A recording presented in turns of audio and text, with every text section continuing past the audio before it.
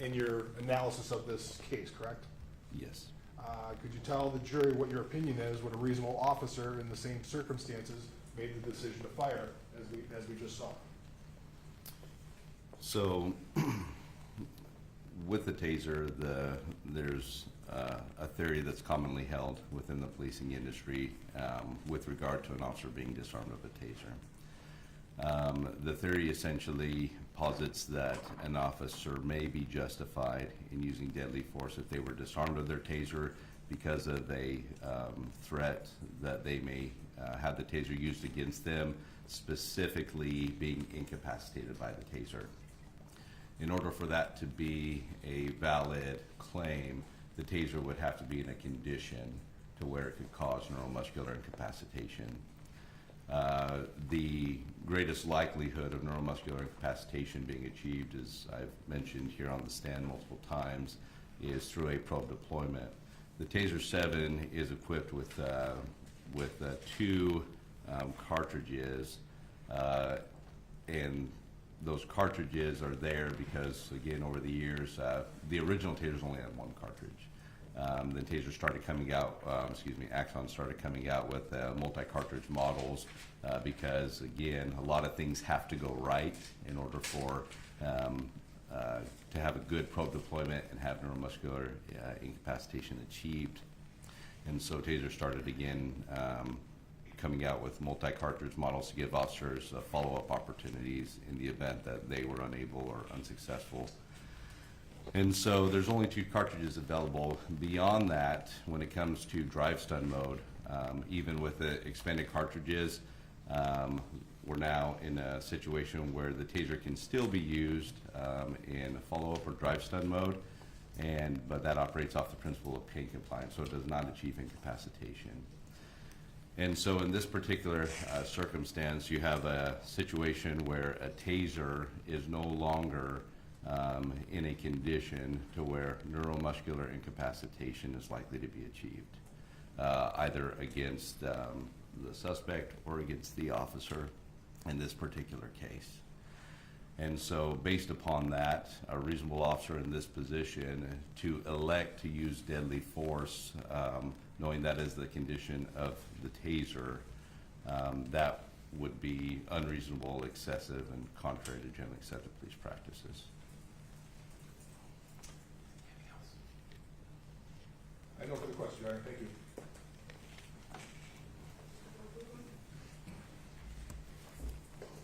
Morning, Mr. Bloomfield. Good morning.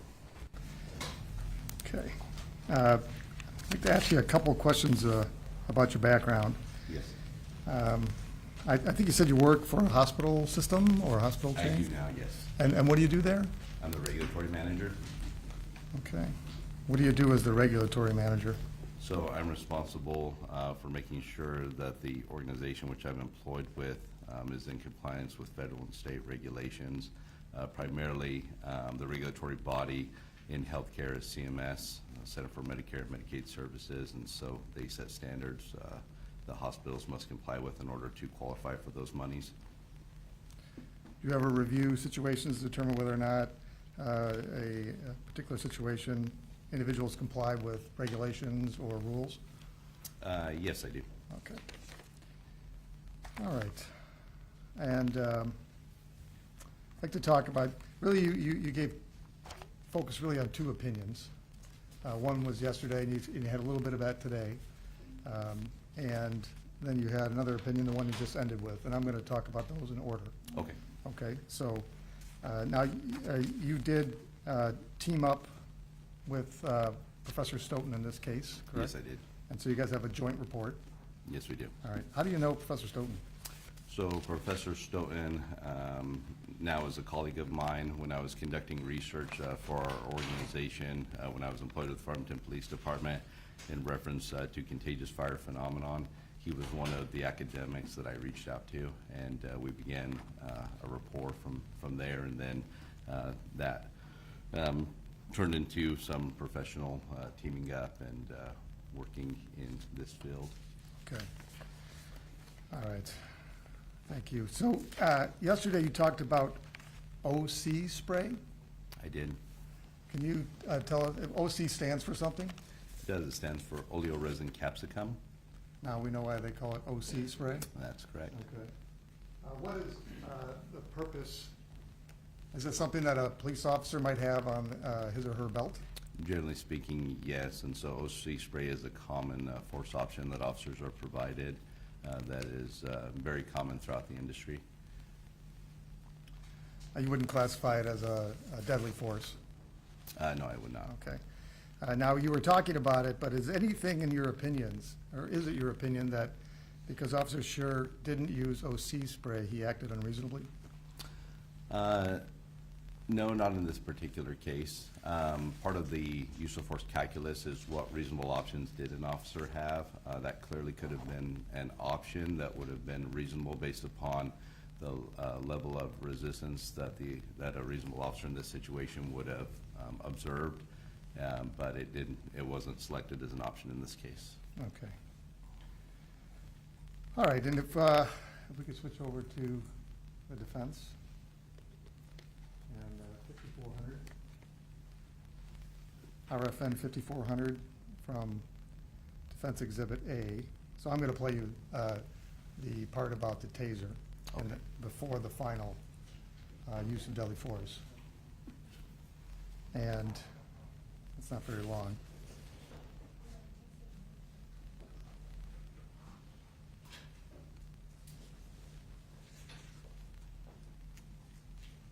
No, we have a spot, I'm sorry, we have a problem with the data.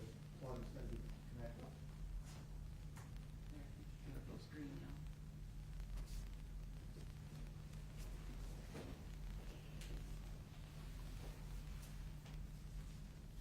And so this is with regard to the opinion that you finished up today, the taser deployment, the first one. If we could just play that in normal speed.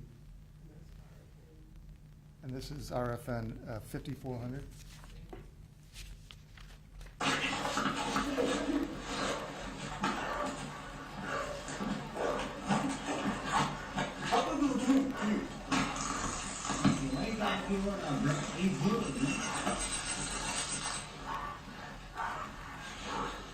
Let go of the taser! Yeah, that's good. Okay. And so when you're talking about Officer Schur's use of the taser, you're talking about those seconds in that video. Yes. And so you would agree that this happened over the course of reaching for the taser, it was a matter of seconds? I would agree with that. Okay. And it's your opinion that using the taser in that situation is fine, but it's the manner in which you used it was not fine? That is correct. The taser as a force option was reasonable. However, the manner in which it was deployed was tactically unsound. And part of that is because of the distance, and because you didn't believe that there was the ability for NMI at that distance, correct? Not the ability, but the likelihood, based off manufacturer recommendations, that NMI could be achieved was significantly diminished. Okay, and I think you said yesterday that the preferred range is 7 yards. Did you mean feet? No, feet. Okay. Yeah, sorry if I didn't think you meant 21 feet, but. No. You know, we did make you testify right after getting on Yes. off the plane. So, all right, so 7 yards, you believe is the preferred range, so you get 12 inches? Or 7 feet? Did I just Yeah, say 7 yards? feet, you I'm did. sorry. I was gonna correct you, but you're fine. So, yeah, no, Please you're correct good. me if I do something No, wrong. you're good. Okay. So 7 feet would allow you to get 12 inches of NMI. Generally, of spread, generally speaking, but in addition to that, Taser recommends that those probes split the hemisphere, so you have, yes, one probe, just as you're demonstrating, one above the waistline, one below the waistline. And it's your opinion that this isn't close enough to split the waistline? I mean, it seems like he's pretty close. He's just above the belt buckle, right? Again, I'm speaking, it's close, but however, I'm speaking to Taser's recommendations, so. Okay, and with regard to those recommendations, with the Taser 7, the actual recommendation to get the 12-inch spread is 4 feet, right? Is what, 4 feet? 4 feet? Yes. Could be. Okay, so Yeah, it's not yeah, seven. I don't recall specific, 4 to 7, somewhere in that range. There's not, yes, I'll leave it at that. So I don't have the materials directly in front of me. Well, in your report, you say 7 feet as well. Yes. And you're basing that on the trainings that you reference in your report, right? Yes, so Taser does provide trainings to departments.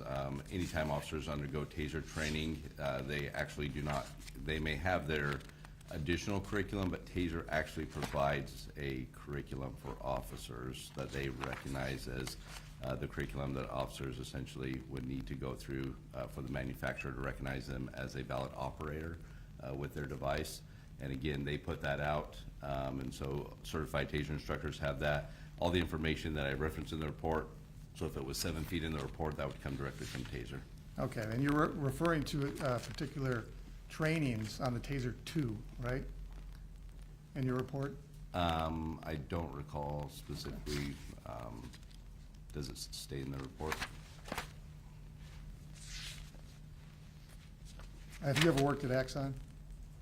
No, I have not. Okay.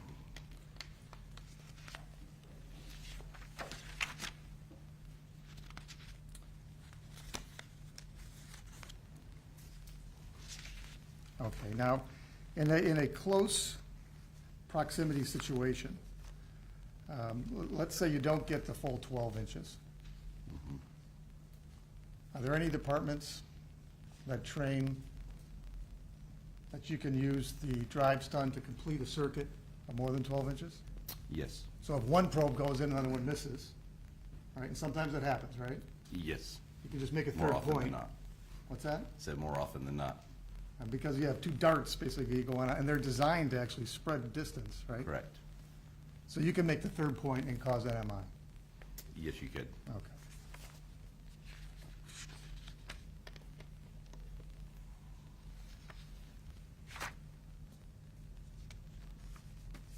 Okay, and then I think you testified that in this situation, he should have created more distance, preferably 7 feet, according to you, right? At least enough distance in order to get a reasonable spread that would split the hemispheres. Okay. But there are some situations where officers really can't create distance, right? That is correct. And one is if you're in a confined space, Correct, there's nothing you can do. You can't go through a wall. correct. But that's not the case here. No, They're outside. And also when a suspect is closing in on the officer, right? yes, Okay. And is it your opinion that Mr. Leolia wasn't closing in on Officer Schurr at all? correct. In the video that we reviewed, the one that's been shown here today, you can see that Mr. Leo's posture is always trying to create distance from the officer, and the officer in this case is the one who is closing the distance. How about when Mr. Leolia grabs the taser? That's not closing the distance? At that moment, Mr. Leoya, at that moment in time when the taser was presented, reaching forward, I wouldn't necessarily constitute is closing the distance. He's reaching forward to grab the taser. I would agree with that. But the whole reason why that opportunity even occurred was because the officer in this case is the one who closed the distance on Leoya, who was trying to create distance from the officer. He didn't give him the taser though, right, the officer? No, Okay. Mr. Leolia grabs the taser. correct. Is reaching out to grab something off an officer an act of aggression? It could be. It's also consistent again where individuals are simply trying to defend themselves from being, in this case, having a taser used against them, being shot. There's a number of reasons, and I don't know the mind of Mr. Leoya. Well, just based on the video, Mhm. you agree that it could be an act of aggression for someone to grab a taser from a police Correct. It officer? could also be an act of defense, yes. Okay, and an act of defense like deflecting something, right? Yes. Okay, how about disarming a police officer? Is that an act of aggression, in your opinion? Yes. Okay.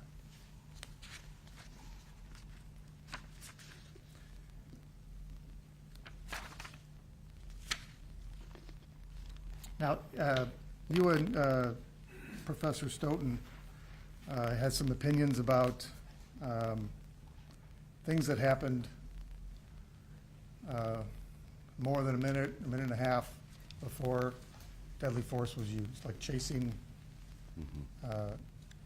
Mr. Leolia around the car. Yes. And you talked a little bit about it yesterday, and Professor Stoughton talked a lot about it. Is the fact that, in your opinion, Officer Schurr shouldn't have, it was unreasonable for him to chase Mr. Leolia. Does that mean that he no longer can use deadly force at a later time? No. Okay, so he's still, if he's reasonably in fear of great bodily harm or death, he can, or if someone's going to attack him, if he's reasonably in fear, he can still use deadly force, right? So I'm going to clarify just a little bit. In order for an officer to be justified in the application of deadly force, they must be able to articulate why they have a reasonable belief that they themselves or another individual is under immediate threat of receiving great bodily harm, great bodily injury, and or death. by the That's actions generally of accepted another. police practices, right? And that is the language the Supreme Court uses, which is what was adopted by the policing industry and has now become generally accepted police practice. And to be clear, you're talking about the U.S. Supreme Court, And that is correct. not the Michigan Supreme Court. And that is correct. Okay, because you're not familiar with Michigan law. I'm not. Okay. All right, and then you talked about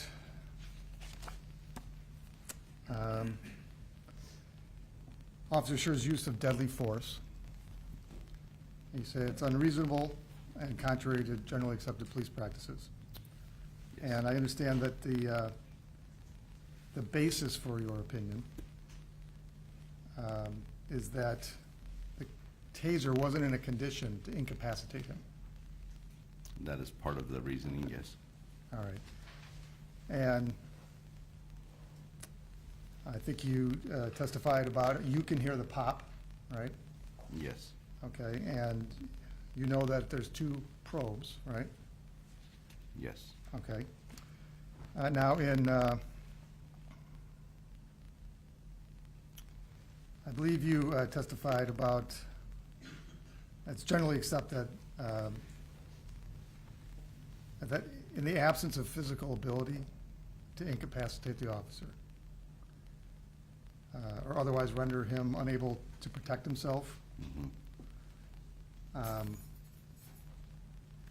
No reasonable officer, not one, could have concluded that Mr. Leolia presented a threat or of death or great bodily harm. That's what your opinion is? Under these, this specific case, this specific fact pattern, yes. Okay. And the reason you're forming this opinion is because you know that if an officer is incapacitated, he's lost the ability to protect himself, right? That is the theory, yes.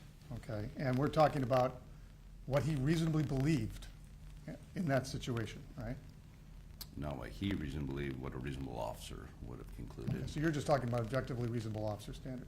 That is the standard, the only standard in the review of all cases that's accepted in the industry. Okay, generally accepted. Yes. Not talking about Michigan law now, right? Not talking about Michigan law. Okay. So you don't consider whether or not the arresting officer, in this case Officer Schurr, knew that the second probe? So when we review cases, we do take into account the subjective statements, opinions of officers, as far as to fill in what a reasonable officer in that officer's situation would have known at the time. Did you review Officer Schur's statement in this case? We did. Okay. And in there it said that he, Object. This is hearsay, you can't get it in, I can get it in if I want to, it's the same against party opponent, he can't get it in. I believe the expert relied on it in his opinion, so I'd like to ask him about that. Well, you can't, doesn't make hearsay admissible, so. Well, there's a lot of what hearsay that he's talking You can about. ask him what he based it on, but you can't say, my client said, whatever he said, that it would be hearsay. So I'll sustain the objection on that basis.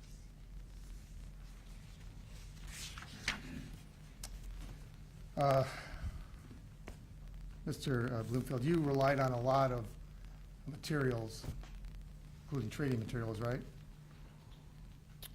We did rely on some of the training materials that were provided, yes. And you say you considered the statement as well when forming your opinion? Yes, we did. Okay.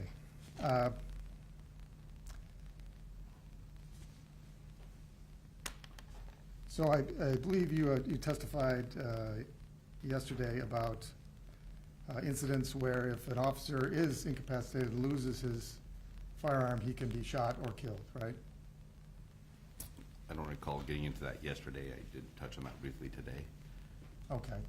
Are you aware of situations where an officer is incapacitated and then loses his firearm and is shot and or killed?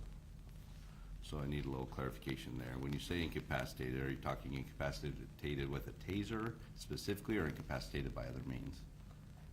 Well, let's talk about both. Okay. Okay?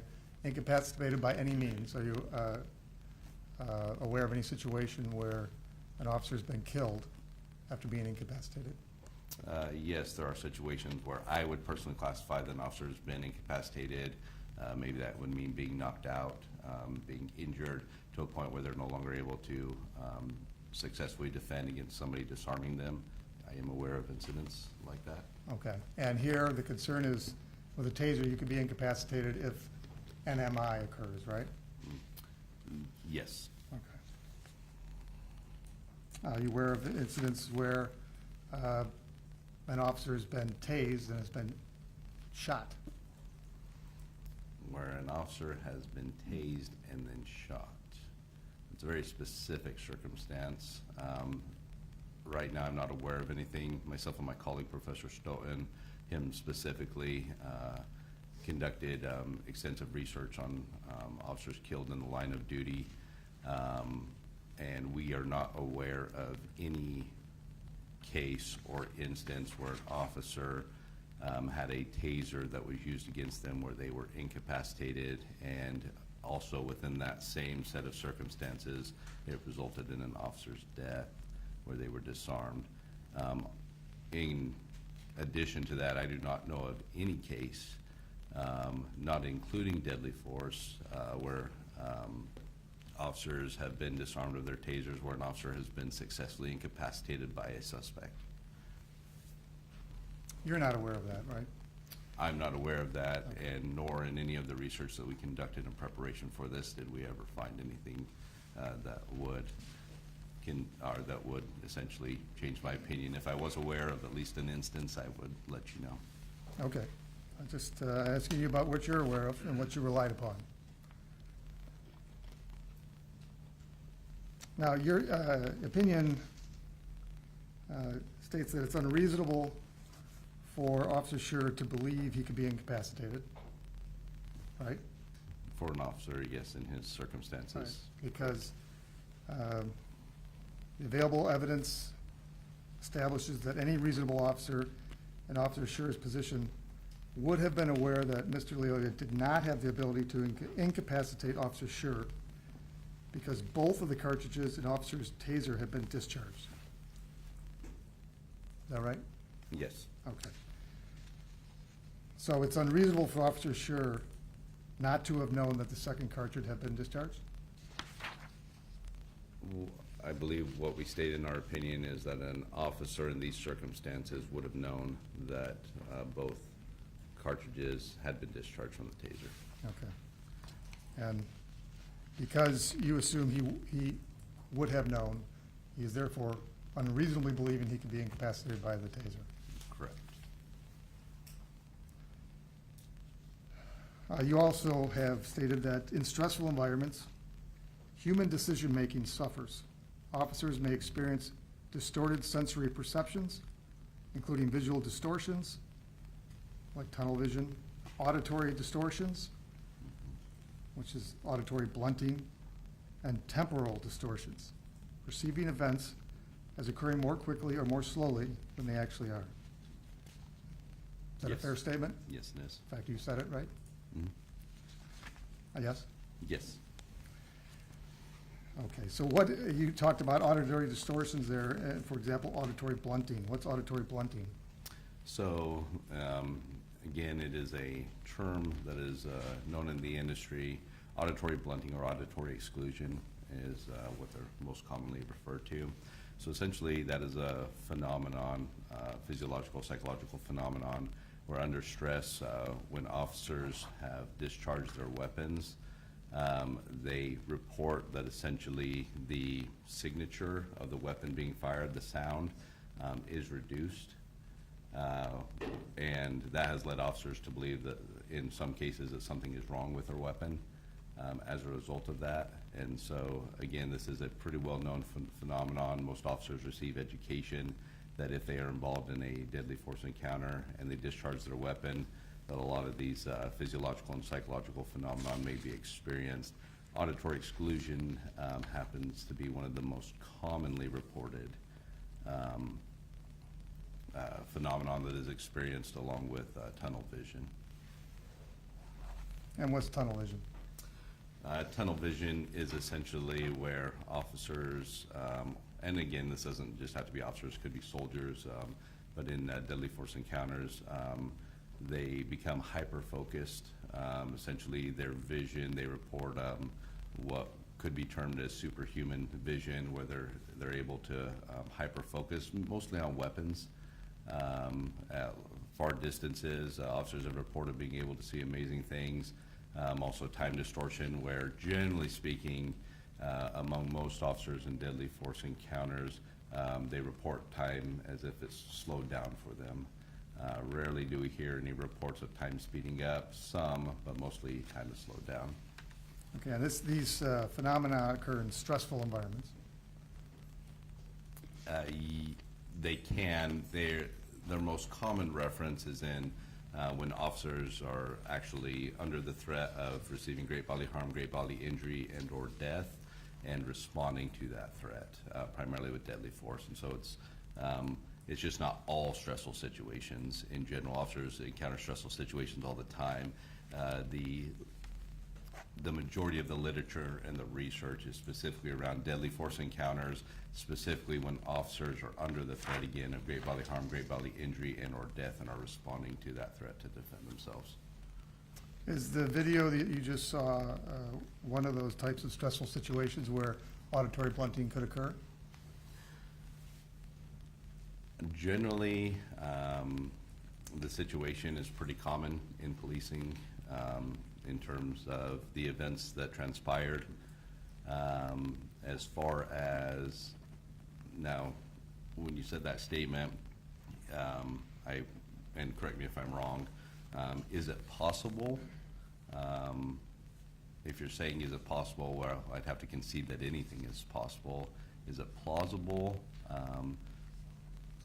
No, and the reason why I say that is because there's nothing in this situation that I would term that an officer in these circumstances would have a reasonable belief that they were under immediate threat of receiving great bodily harm, great bodily injury, and or death.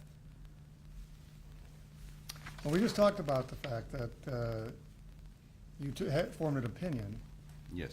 that if Officer Schurr had been incapacitated, he could be harmed or die. Yes.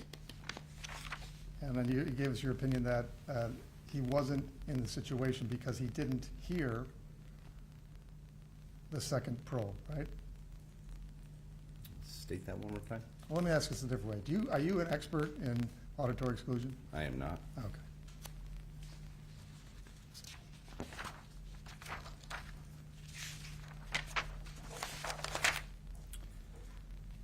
All right, so we talked about incapacitation.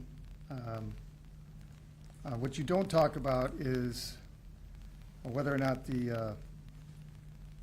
have an opinion on whether or not the drive stun can cause bodily harm in a situation where a person has taken an officer's taser, as in within a foot or two of the officer? So when you say bodily harm, can you give me a reference by what you mean with bodily harm? Like being blinded or getting hit in the throat and the trachea collapses. I would assume that those things could be possible with that Okay. taser and drive stun. Okay, so in a situation such as this, where the taser is close to the officer, is it reasonable for him to fear that he could be harmed in those ways, given the situation? Again, it's possible, but anything is possible. I didn't see anything in the facts of this particular case that would lead me to believe that a reasonable officer would have felt that that was an immediate threat at the time deadly force was applied. Well, Mr. Leolia in this case had switched the taser from his left to his right hand. You're aware of that, right? Yes. Okay. And he had it in exclusive control over it in his right hand, right? When you say, again, exclusive control, I don't know what you mean by that. His hand was on the taser. He never had his hand in what I would term as fire control, or in the way that an individual would commonly hold it to activate it to cause either drive stun in this case with the condition the taser was in. Would that make a difference to you if Mr. Leolia was holding it like a gun? Would that change your opinion? It would influence my opinion. I've had cases where that has been the circumstances.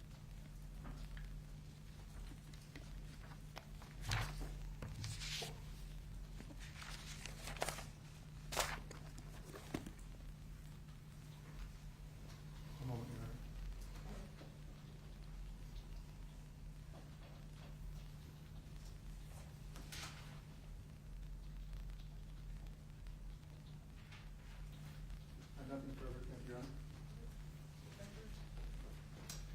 You kind of right to one opinion. You said, one of his questions was that, well, your opinion is based on the taser's not in a condition to incapacitate him. And you said, well, that's part of my opinion why the use of force is not appropriate here. What's the other part, I guess? What is missing out of that opinion? It's not just the taser, what else is there? So when we talk about any application of force within policing, it's based upon a number of factors. One is proportionality to the resistance or threat that an officer perceives. During this entire instance, while I talked about the other applications of force that a reasonable officer would have used throughout this situation as it unfolded, the primary form of resistance that was demonstrated by Patrick Leoia would be classified as resistance. And so resistance in the form of physical resistance, attempting to get away, being taken into custody, creating distance. Not at any time in any of the evidence that we reviewed did we ever see Patrick Leoia attempt to harm the officer in this particular instance. As noted, Patrick Leoia did grab a hold of the officer's taser, and there was a struggle over the taser in this instance. But again, in this circumstance, it is that there was nothing that we term to be aggressiveness or combativeness on the part of Mr. Leoia towards the officer in this case, coupled with the fact that the taser is not in a condition where neuromuscular incapacitation could be achieved, in addition to the fact that a reasonable officer would have known that that was the condition of the taser. And so all of those things together would lead a reasonable officer to conclude that they do not have grounds to reasonably articulate that they were under an immediate threat of receiving great bodily harm, great bodily injury, and or death. Therefore, that classifies the application of deadly force in this instance as unreasonable and excessive. Thank you. Anything further? Any more questions, Your Honor? Does an officer have to wait to be harmed before he acts? They do not. Okay. And it's your opinion that you never saw any act of aggression by Mr. Leoia on those videos? No. That's not your opinion, or you didn't see any? My opinion is that we did not see any actions by Mr. Leoia that we would constitute as act of aggression attempting to harm the officer. Okay. Yes.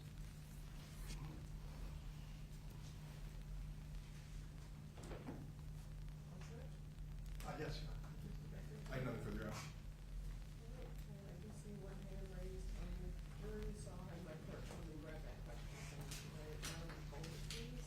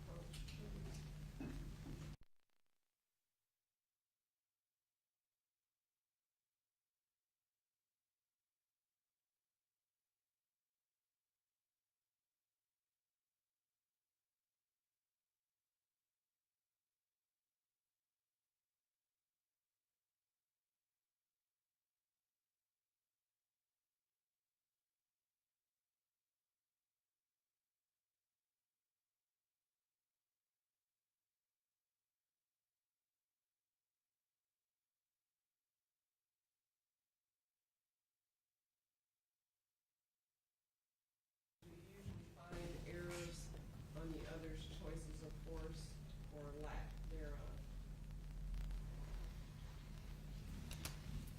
I don't know if I'm fully, or can grasp what the question is, that the jury needs assistance with.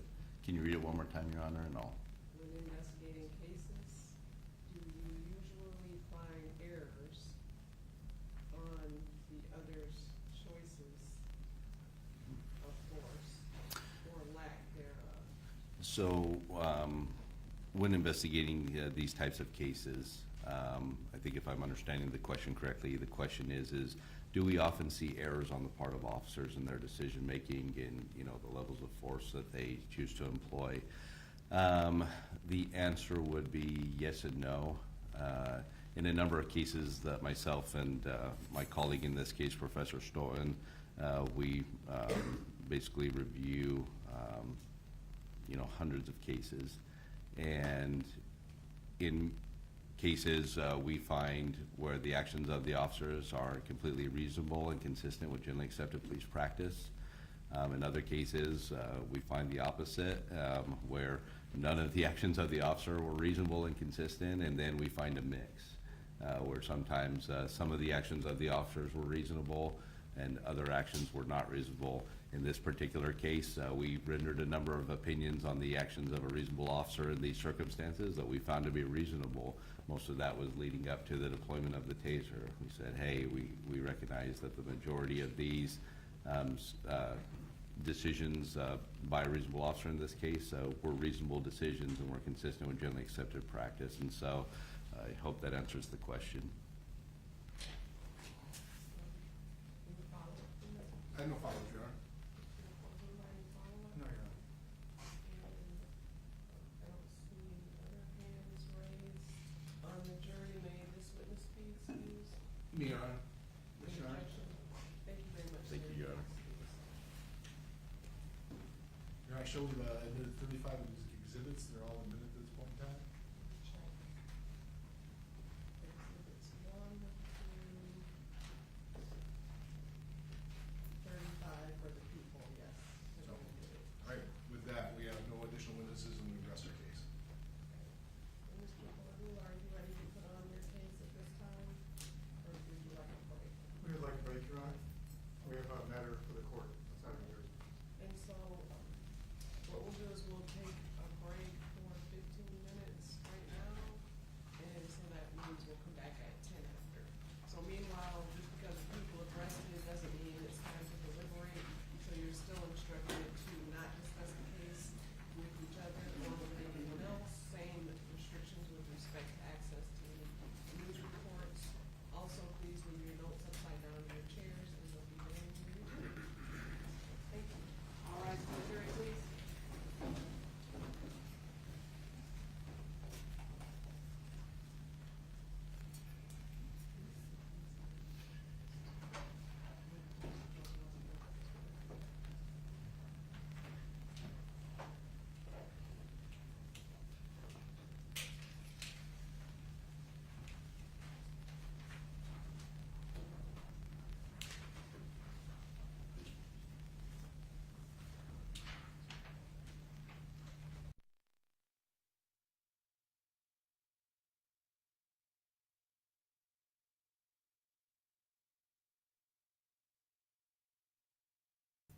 Instruction I intend to give with respect to use of deadly force and self-defense in this particular case, and so, you can take time to review that. And meanwhile, is there anything else? Nothing for me. You're resting.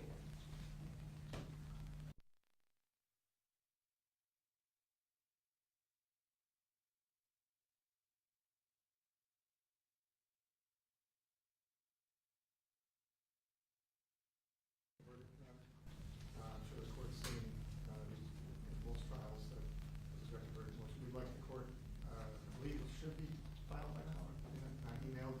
In addition, we'd like a few minutes to talk about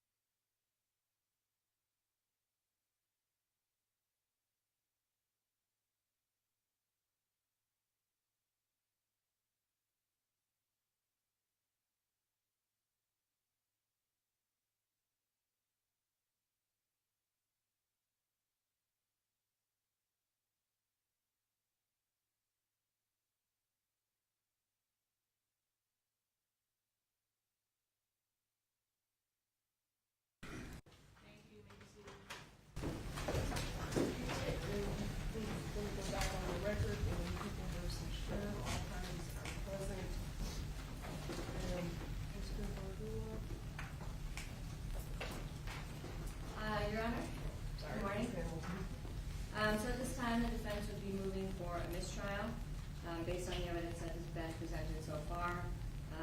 This is Say based, this trial? yes. And this is based on the evidence that was presented in the prosecution's case in chief. And we believe that the evidence presented will prejudice the defendant to the extent that the fundamental goals of accuracy and fairness are threatened. By allowing Mr. Stoughton and Mr. Bloomfield to opine on standards that are not applicable under Michigan law, as they both admitted, they don't know what Michigan law is, and that are not within the knowledge and in the situation of the arresting officer, based on tactical considerations that are not ultimately at issue in this case, including everything that led up to the ultimate issue here, which is whether Officer Schurr had an honest and reasonable belief to be in fear of death or great serious bodily injury at the moment that he made the decision to use deadly force. We also, based on their testimony, it's clear that they have not relied on proper training. They were relying on outdated policies. They were testifying about a Taser model, an old Taser model. They were not qualified as Taser experts, and they gave several opinions about the Taser. And at this point, we believe that we're too far along with the jury to simply strike their testimony, because they have heard testimony from two of the people's experts now that do not accurately, and are not nowhere near based on what the law is in Michigan, and what should be considered in whether or not Officer Schurr was justified in using deadly force. And so at this time, we would move for a mistrial on that issue. And if the court is not inclined to grant the mistrial, then we would be asking that their testimony is struck from the record. Although we don't think that would be enough, because they've heard too much now based on the tactical considerations. And under Supreme Court precedent, San Francisco v. Sheehan, the 2015 case, even under the Fourth Amendment, that it says even if the officers misjudge the situation, the court cannot establish a Fourth Amendment violation merely on bad tactics that result in a deadly confrontation that could have been avoided. Courts must not judge officers with the 20/20 vision of hindsight. And they're quoting Graham versus Connor for that issue. So we'd be moving for a mistrial on those grounds. And alternatively, we would also be moving for a directed verdict based on the motions that we just filed with the court. Given the complexity of the case, we would ask the court to review the written motion that we filed before making a ruling on that, and before we move forward in our case in chief.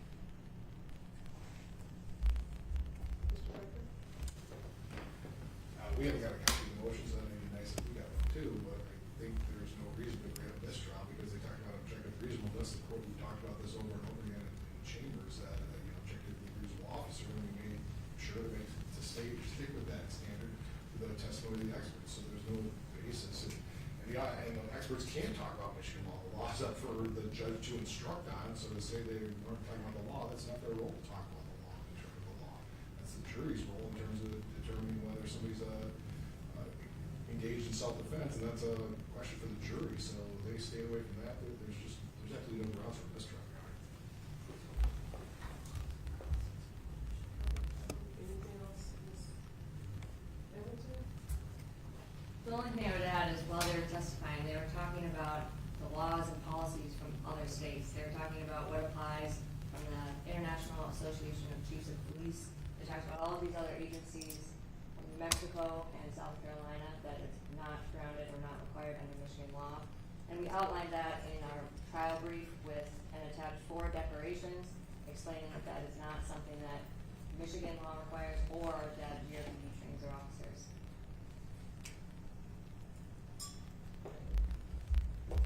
Anything else? No, Your Honor. Mr. Becker? No, Your Honor. Okay, so, I'm prepared to rule on the motions for both the mistrial and the directed verdict, which incidentally, as soon as we left the courtroom, I did receive the motion, I did review the motion, and I'm prepared to move forward on both of those at this point.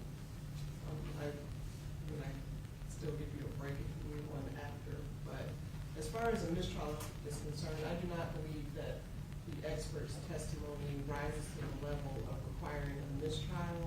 I believe that the fact that they were testifying, they clearly were testifying on generally accepted police practices. They never held themselves out to be experts in Michigan law, and as Mr. Becker stated, it's the judge's role to instruct on what, excuse me, on what the law is, and it was the expert's job to provide opinions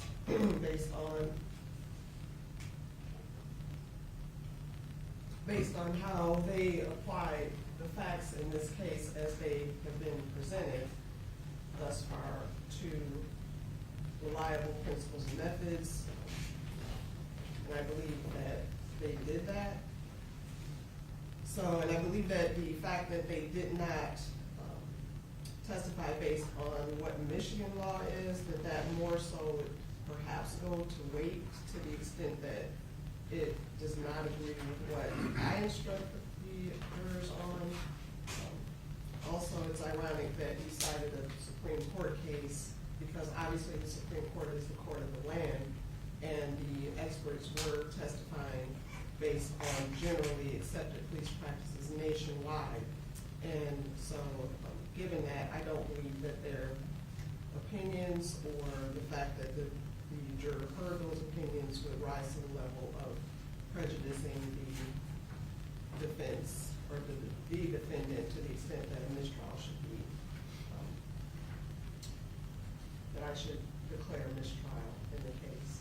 And as far as the directed verdict motion, obviously, as everyone, well, all the attorneys know, that a directed verdict of acquittal is only appropriate if after I consider all of the evidence presented by the prosecution in a light most favorable to the prosecution, I would have to determine that no rational trier of fact could possibly find that the elements of the crime charge were proven beyond a reasonable doubt. In this case, there are essentially three elements. The first is that the defendant caused the death of Mr. Leolia, that Mr. Leolia died as a result of a gunshot wound that was fired from the defendant. I believe that is obviously clear in the video. No one is disputing that the defendant caused the death of Mr. Leolia, at least not any of the witnesses that I've heard so far. So it seems clear that that element has been met. Also, that the second element is that the officer had to have one of three states of mind: that he intended to kill, intended to do great bodily harm, or knowingly created a very high risk of death or great bodily harm, knowing that that would be the likely result. As an officer at the time, he was clearly aware that if he put a gun to the back of someone's head and fired a round into their head, that would likely, that at least created a very high risk of death, if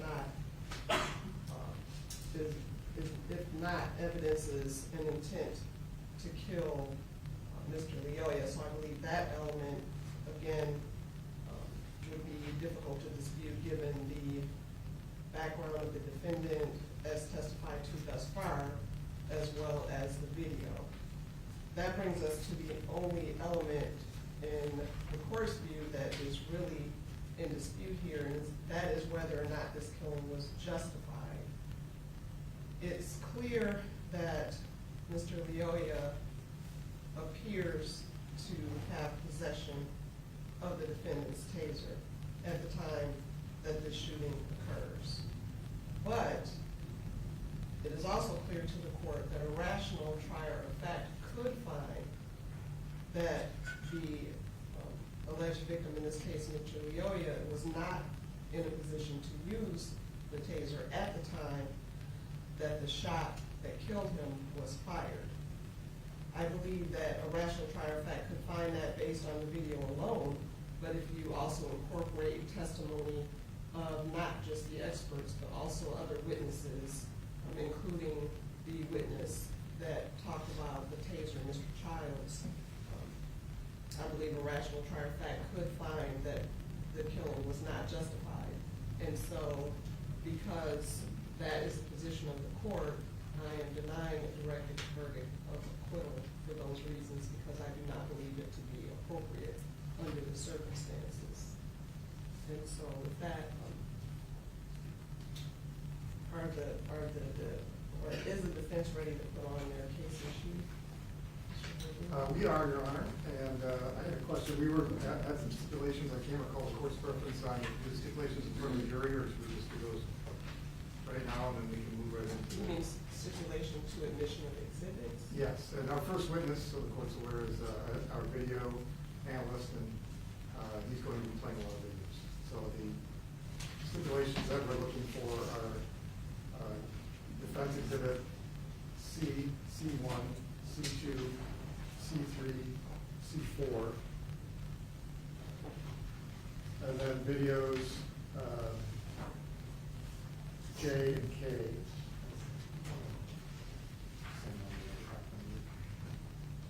And then an audio defense exhibit HH. Yeah, I think these are all, similar videos and objection. Okay, C was already admitted, stipulated to at the beginning of the trial. So because there's no objection to the exhibits that you just listed, I'll state for the record that C1, 2, 3, and 4 are admitted. I'm assuming they're separate exhibits from C. Also, I'm admitting J, K, and HH at this time.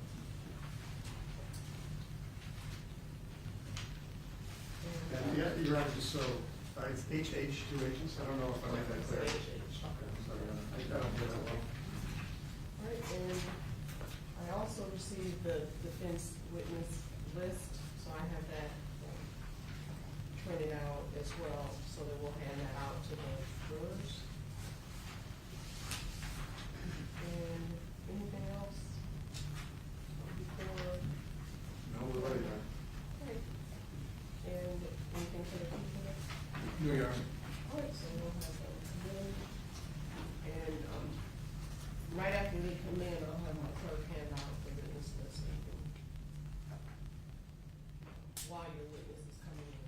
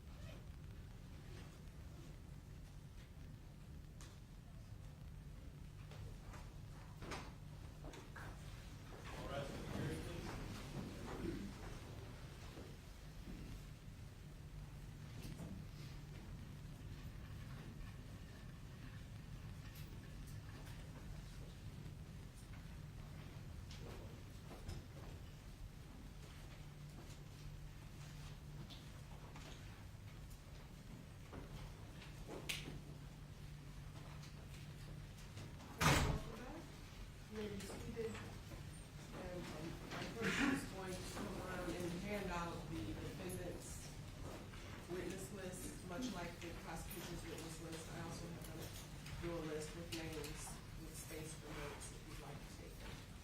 And Mr. Board, you may call your first witness. Thank you, Your Honor. Defense calls Bob McFarland.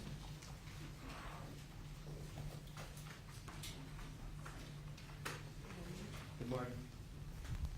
And sir, raise your right hand, my clerk will swear you in. Do you solemnly swear that the testimony you're about to give in this matter will be the truth, the whole truth, and nothing but the truth, so help you God? Yes.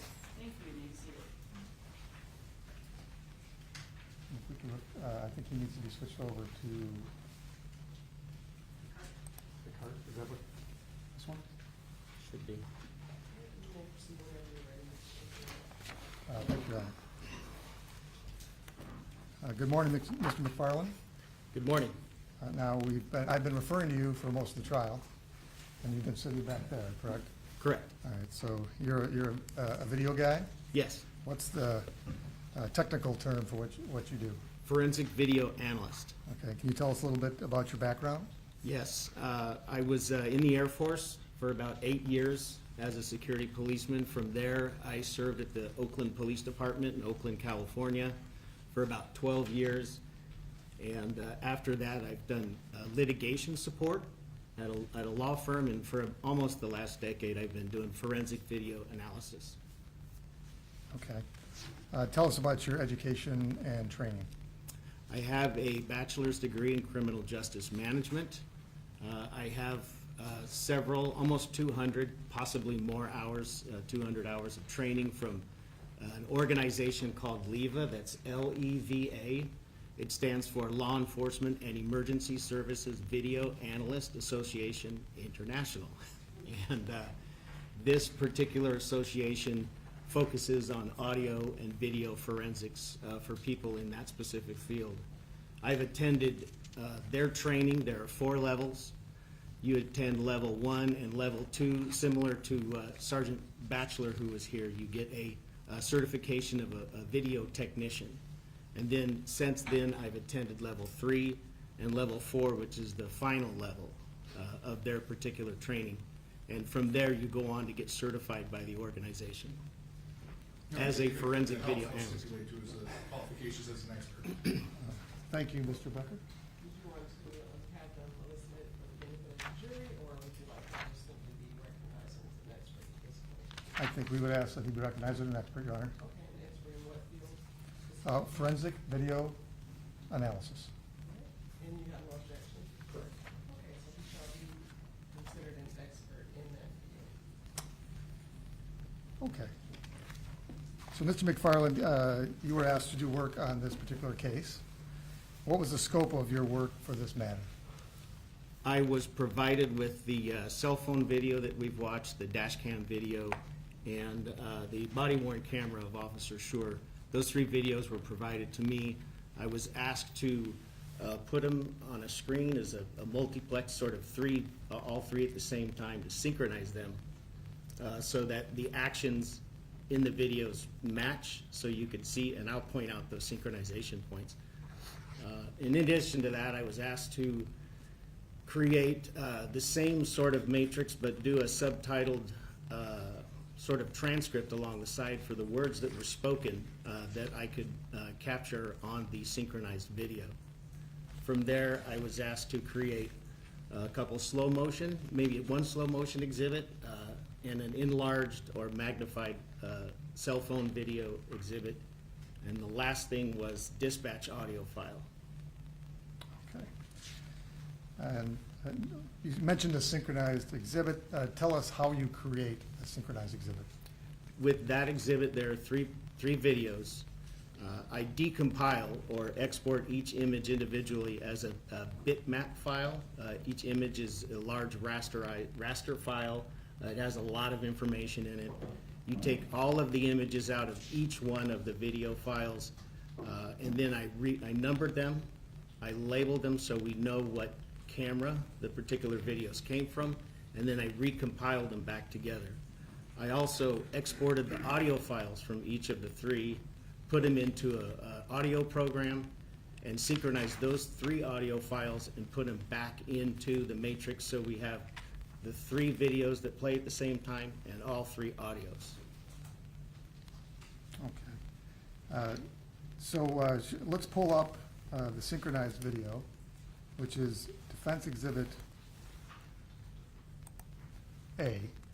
And it's one that has already been admitted and the jury has already seen.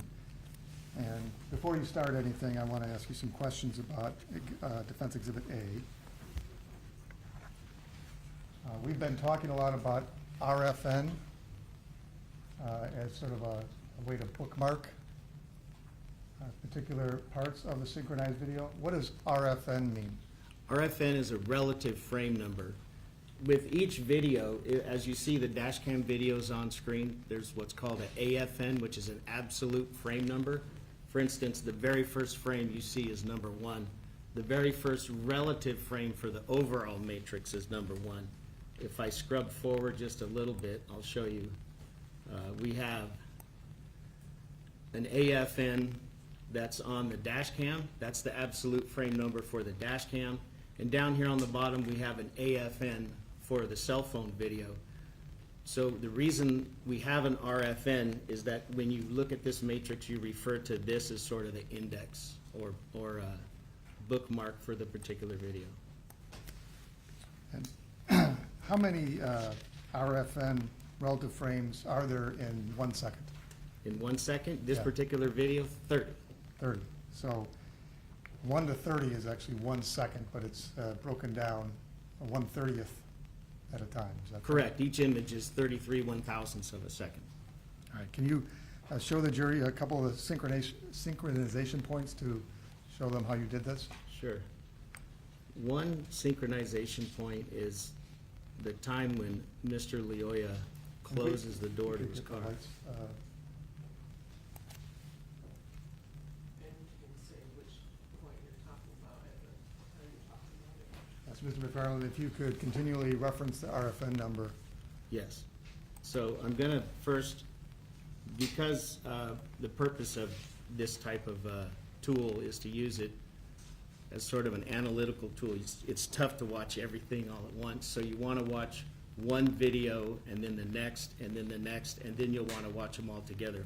So right here, if we look at RFN 3103 in the dash cam, you see in the center of the image, the light from Officer Schurr's car glinting off of the door, the driver's side door that Mr. Leoya is closing.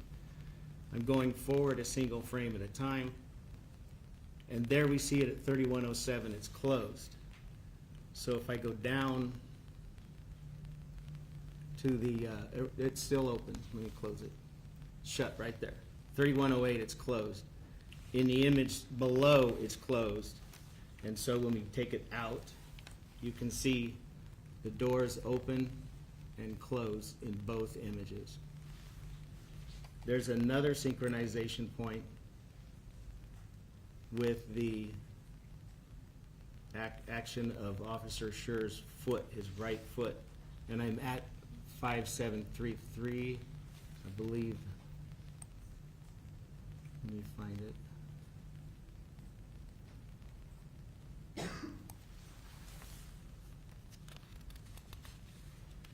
Just a second, looking at my notes.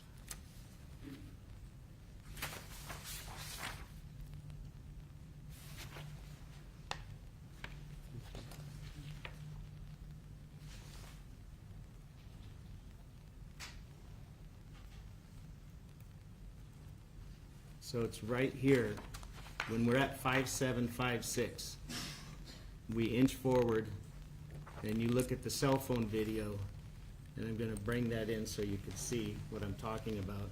You see Officer Schurr's right foot. I'm gonna back it up, and then I'm gonna move it forward, and right here, we see his right foot is underneath Mr. Leoya's left leg. If I go down, and that is RFN 5760. So I go down to the body-worn camera and back it up. You see his foot disappears just because it's off the image. When I inch forward, we see it's in place at 5761, 5760. Okay, thank you. And that was very interesting, but what's the point of doing the synchronization as a forensic video analyst? When you do a multi-view, you want the people who are viewing what you have on the screen to understand that it's synchronized, that you're not just throwing 3 videos up there and playing them and hoping that they can understand what's happening. So you synchronize the dash cam with the body-worn camera, and then the cell phone video was only on for a short time, but I was only able to synchronize that with the body-worn camera. And so that shows that all 3 have synchronization points. And what's the benefit of having a synchronized video? it's a multi-view, sort of give you different angles of the incident. Because when you look at a video, you're looking at a two-dimensional image of a three-dimensional incident. When you have multiple angles, you can see what's occurring from different camera angles at the same time, simultaneously. Can you give us an example of what you're talking about? Yes.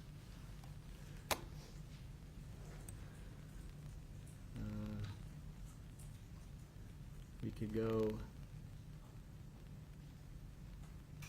No.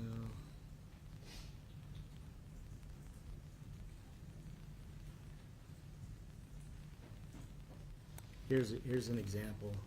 So on the RFN 4696, I'll zoom in so we can see what's happening here.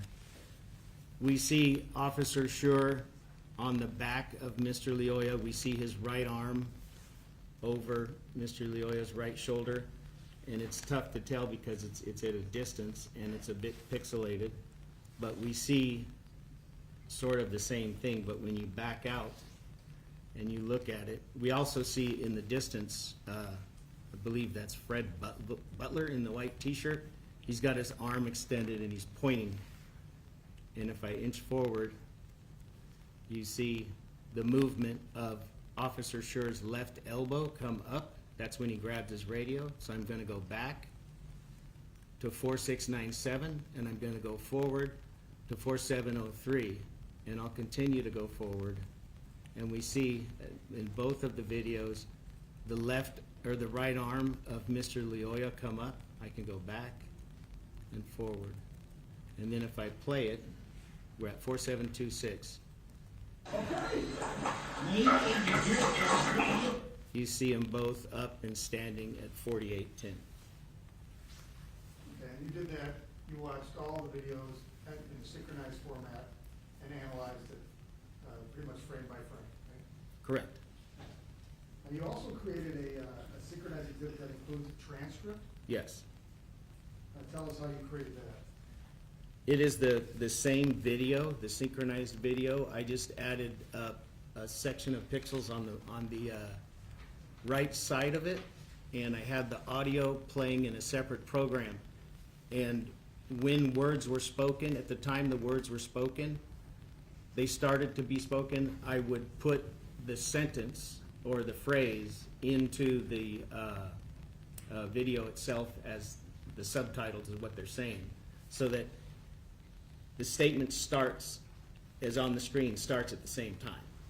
Okay. And this has already been admitted as offense exhibit B, Your Honor. If you could go ahead and play that video start to finish Yes.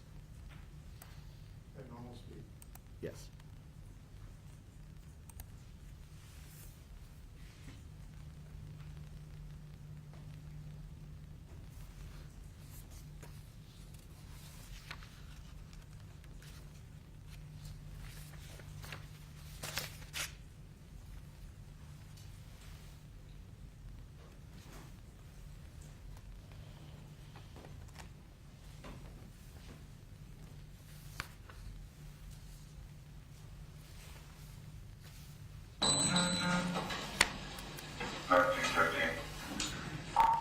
Nelson, North of Griggs, King Hall, 9367, Hamilton.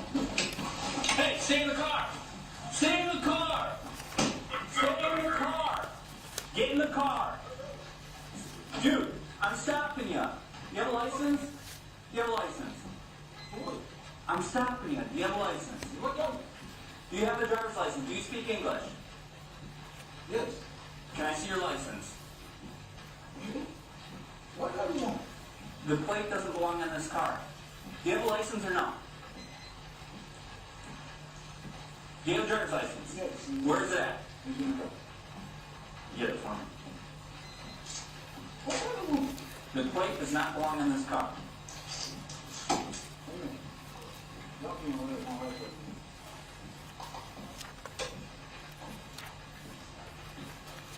Okay.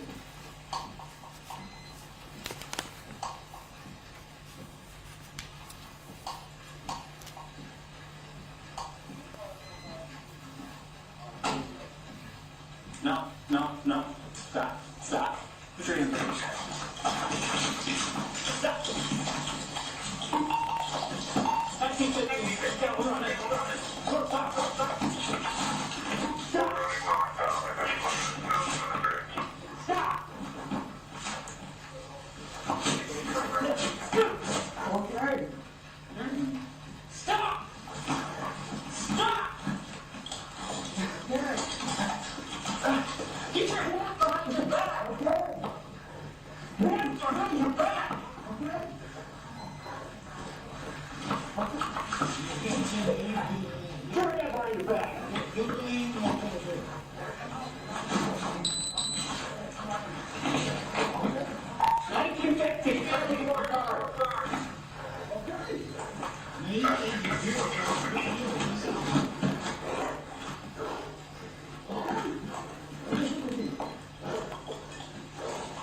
Stop. Stop resisting. Hey, good now, you see nothing.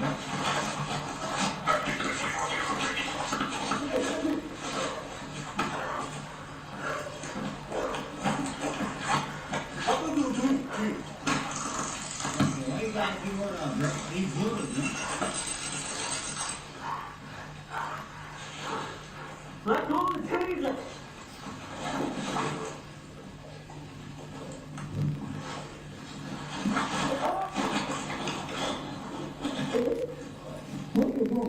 Let go of the taser.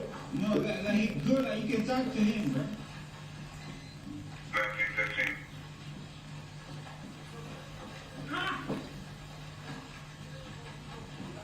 Yeah. Like, he good, bro. Like, can you talk to him like good, like, can you, yeah. Stop grabbing him like that. Nah, he good at first. Yo, you hit him too.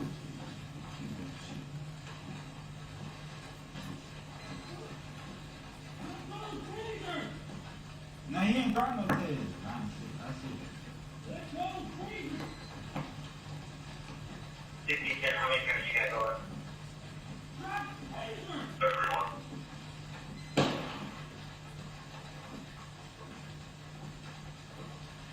Six in total.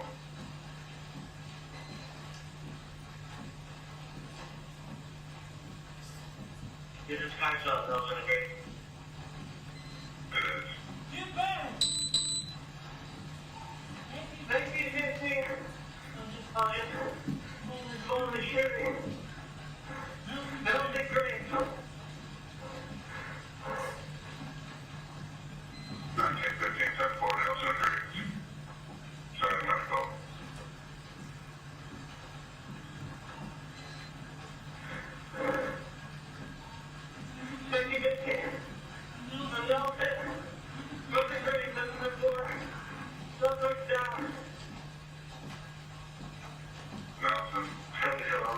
Nelson, Nelson, North, Greg, suspect down. 1920, I've seen. 1510, Roger, subject, the, access to any weapons, and what do you think? 1950, here's my taser.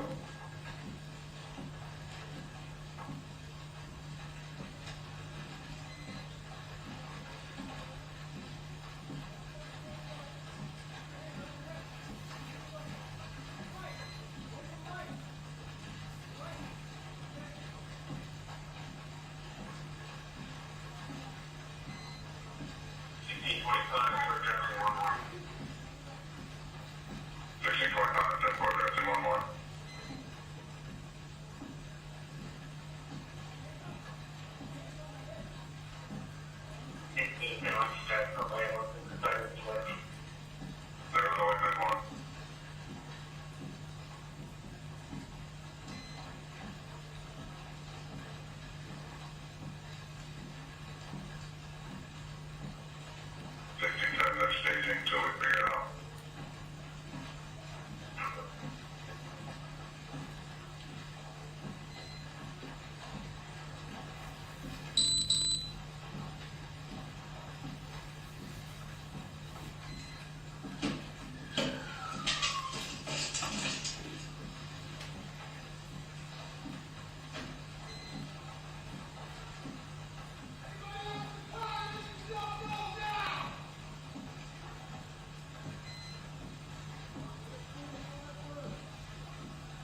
I got the car on the driver's side.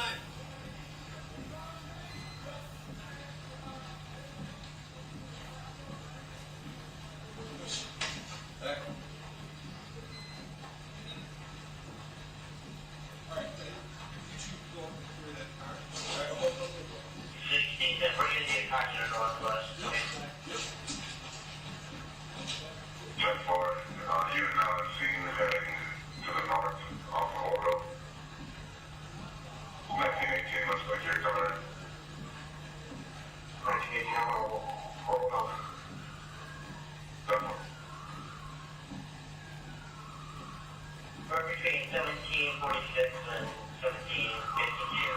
Can you call those two residents for make sure order for that, please? Sure.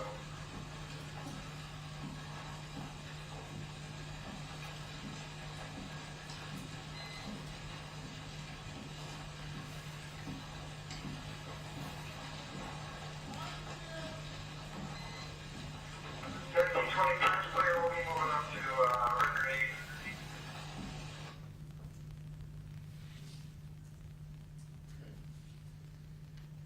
Now, Mr. McFarland, at the beginning of this video, and we've seen it several times by now, you see Officer Schurr in his car as his body cam goes on, but there's no sound. Can you Right. explain why that is? The Axon Body 3 at this particular time had what's called a pre-event record buffer. And what happens with that is your body-worn camera is constantly buffering, it's capturing images. When the officer activates the camera, that only activates the audio, but what it does is save or preserve the last 30 seconds of images. So when this camera right here is on, he actually didn't activate it until 30 seconds later. These are images that were in this buffer, so to speak, for 30 seconds. And, you know, you created this transcript. Are you the one that created the transcript? Yes, And you use headphones to listen? I did. Okay, and it's to the best of your ability, but you understand the jury's the one that decides what is actually being said. Correct. This isn't a certified court reporter transcript. It is not. All right, so you made some smaller videos related to the cell phone. That's Mr. Tuyasheme's cell phone, right? Right. And those are C1, C2, C3, and C4. Yes. Why did you do that? When you look at the matrix or the three videos on the screen at the same time, you can see the cell phone videos sort of long and tall and distant. And the reason for the creation of the cell phone video is to crop the top just because that's where all of the action occurred. Nothing happened in the lower half of the cell phone video. So I made that so it could fit on the screen without continually zooming and in and out and such. Also, that the other two exhibits were the motion tracking for the taser wires and or the probes, and then the final one was the part of the incident in slow motion. Okay, well, so let's start with C1. This is the cropped image. Could you play that for the jury, please? Yes. Oops.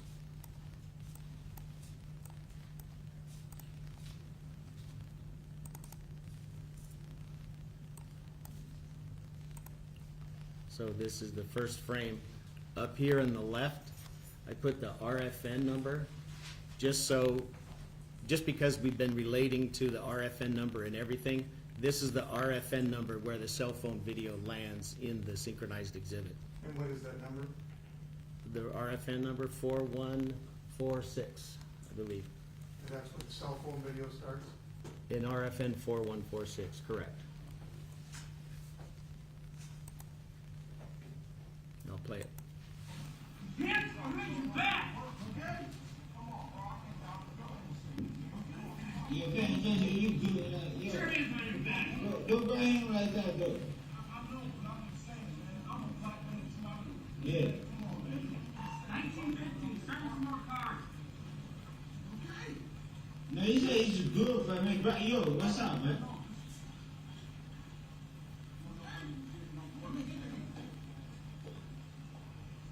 Stop! Okay? Stop resisting! No, he's good, not resisting nothing, bro.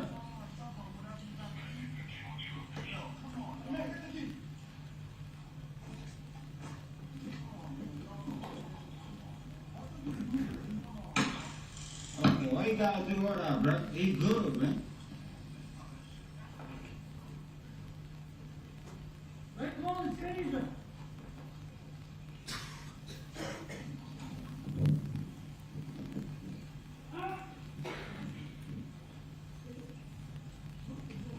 Let go of the taser! No, he good. You can talk to him, bro.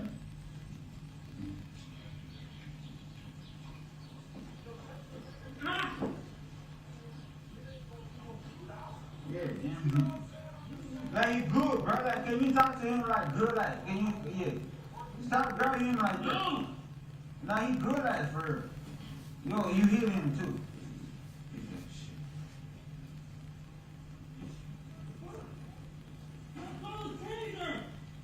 Now he ain't got no taser. I see it. Let go of the taser.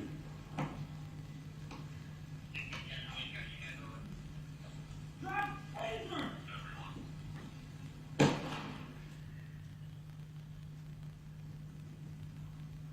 Get back.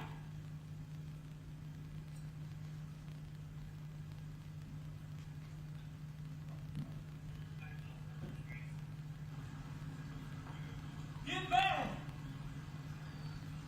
1915. I'll just demolish shooting. Nelson Grant.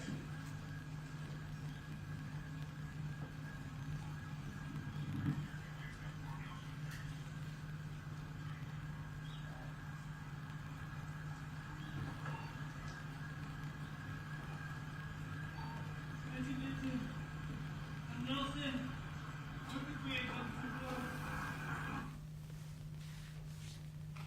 Okay, and then, you made additional videos from that video. Exhibit C2, can you tell us what we can see and then play the video? Yes, this is the last part. This is a segment of the cell phone video. It is, This is C2, right? Exhibit C2. C2? yes, Yeah, you're using C2 to confirm? I am. This is 6 seconds in length. It's the last portion prior to the shot being fired. Go ahead and play.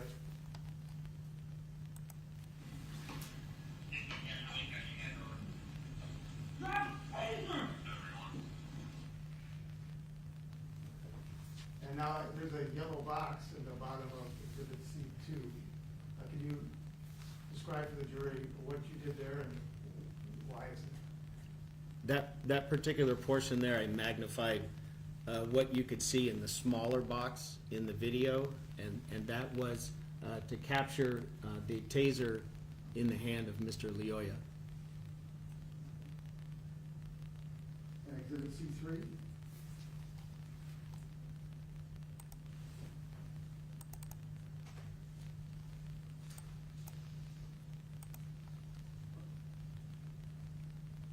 This is, well, looks like the same thing, same exhibit. Is it in the same speed or is it slow? Let's Slow see. motion? Slow motion, Okay. So that 5 difference, frames per second, all right, so the difference is the speed of the play. yes.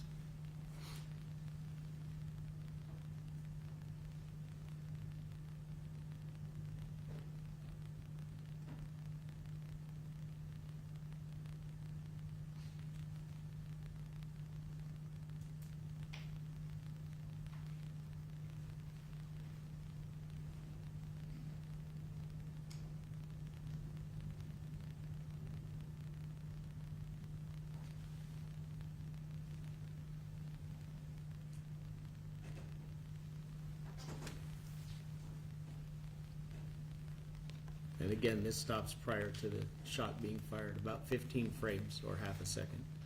Okay. And, you know, we neglected to say the RFN numbers Okay. for C. For both those exhibits are RFN 7407 through 7602. And then there's a C4. Yes. What is exhibit C4? This is just the full length with no motion tracking.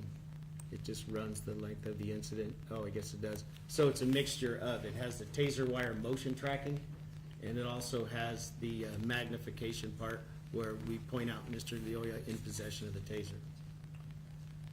Let's talk about you said it's the taser wire motion tracking. What do you, bless you, what do you mean by that? I put the video in my forensic software, AMP5, and I circled the images where the taser probes were present and they were being dragged across the lawn.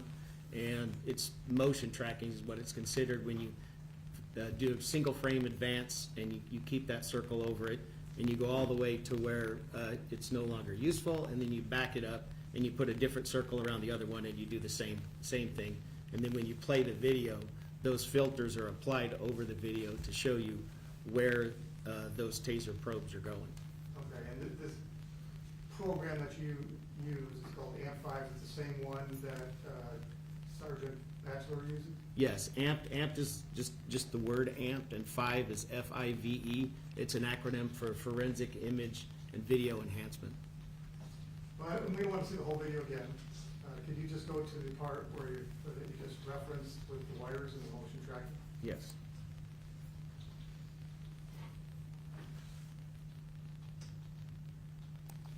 And reference the RFN number and then tell us what you're seeing here. Okay, we're at RFN 5719. The yellow circle, it's kind of hard to tell now, but it's encircling one of the probes. And the reason I knew that that's where it was is because I watched this enough times and watched it go across the grass that I had to back up to where I first could see it and circle it, and then I can inch forward from RFN 5719, and you can see it move across the grass. And then you see the blue circle come on, and that's another probe, same sort of motion tracking, and I follow that as they both are. If you could stop for a second and back up 2 frames, maybe 3. You can actually see some sort of gray-white thing dropping down. Do you know what that is? Gray-white thing. Is it rain? Oh, yes, those are raindrops. So this is slow enough, you can actually see the rain coming across the Yes, lens. sort of motion blur, but you can see the raindrops as they're descending. You could also see in this on Officer Schurr's right leg, and I'll zoom in a little.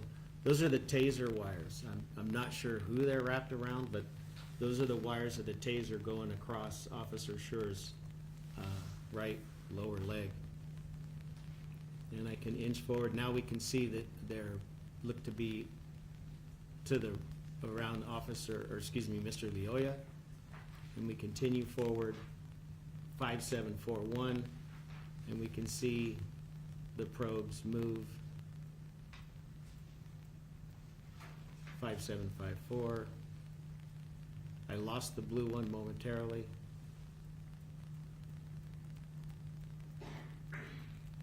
And I picked it back up at 5775, and I'll just inch forward and you can see the probes move. Here we are at 5790. They seem to be sort of stable.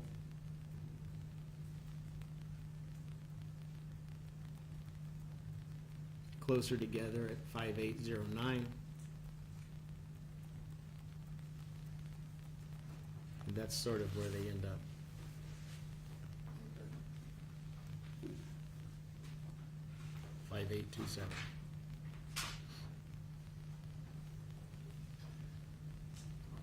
Now, you analyzed all these videos, and you looked at them many times, I assume, I did. okay? And you were able to find significant points like this, where the taser wires, you could actually see them sort of bouncing across the lawn. Yes. All right. You have the ability to take still shots and create exhibits on the stand, correct? Yes. All right. I'm going to ask you to do that as we go along. You don't have to make the exhibit now, but if you could, we could just say, we're going to make an exhibit now, and then make them all later, and can you put that in a file, and then we'll ask the court if we can move it into evidence? Yes, I would do sequential images. Okay. And we're going to start with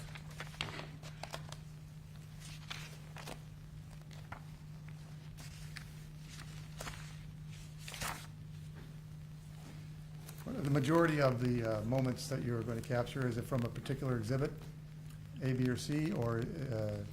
I would say that the best exhibit is the one with the transcript. Okay, and that's B. So when I call out an exhibit, I'd like you to note that RFN for the record, explain what's on there, and then we'll identify it and then I'll move it in for admission at the completion of your testimony. Okay. All right. And now you saw significant points. Obviously, it's not that long of a video, relatively speaking, right? Correct.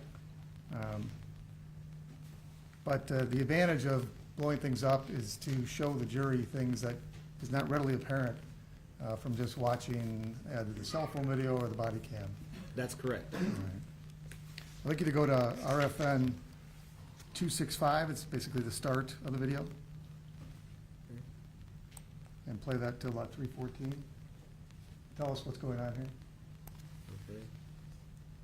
So 265, this is the part of the incident where Officer Schurr is making just about completing a U-turn to pull in behind Mr. Leoya, and in the distance, where my arrow is pointing in the dash cam, almost in the middle of the dash cam image, we can see a car, and that car is Mr. Leoya's car.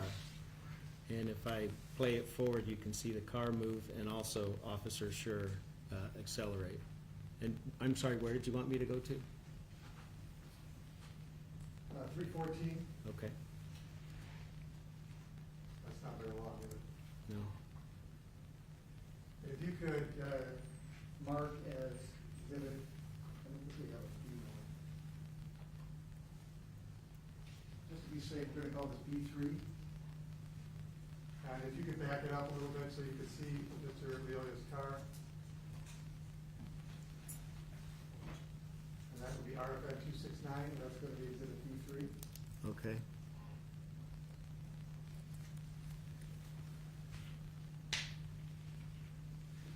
And then further on in the video, Mr. Leoya takes a second right turn. Can you go to that around RFN 499?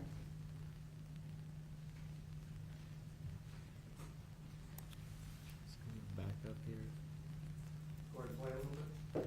So we'll start at RFN 492.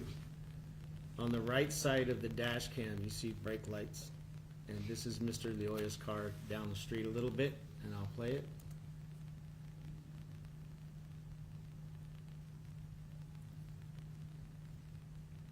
And at 696, Mr. Leoya completes the right-hand turn. Okay, and we can mark that as B4, RFN 696.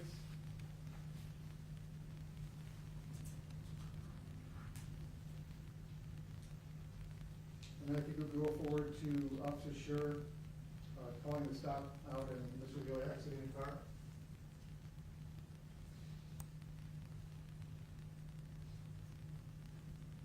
So this is right about RFN 1020, and what you'll see here in the dash cam, or the body-worn camera video, you're going to see Officer Schurr's hand coming up across toward his face with a police microphone in his hand, right hand, and Mr. Leoya exiting his car.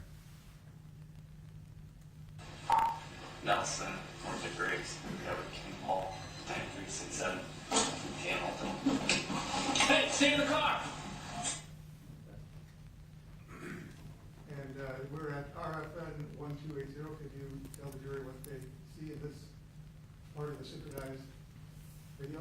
This is Officer Schurr getting out of his car right after Mr. Leoya exited his car. Okay, and that's going to be marked as B5.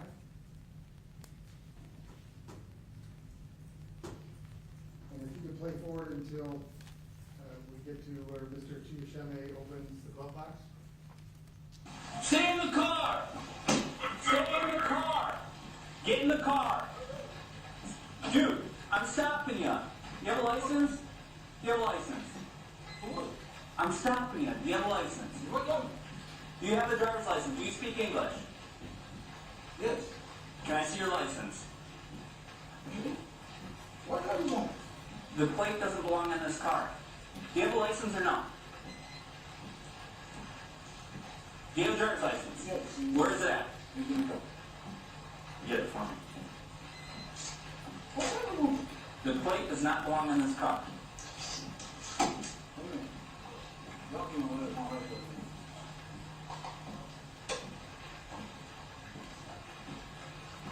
So I'm gonna pause here at 2737, Okay.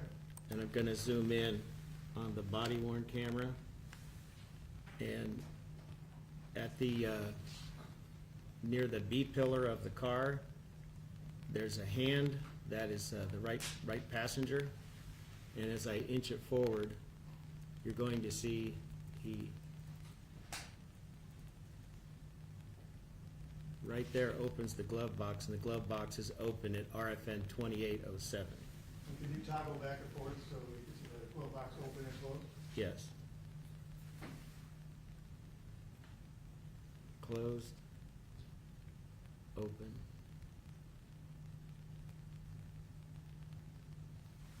And the order's open, close, right? Not close, open. Oh, I just reversed it, sorry. And so could you find an RFM where you can see Mr. Fushevi's hand on the glove box? Yes.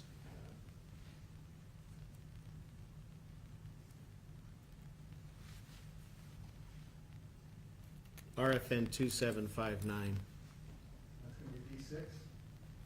And if you could go forward to the point where Mr. Lelia breaks away and shoves Officer Schurr. Yes.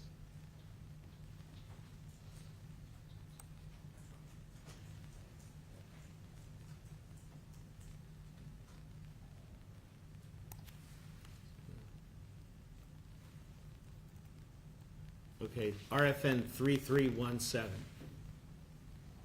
Okay, and what do you see on that? You see the clenched fist of Mr. Leoya, his left fist.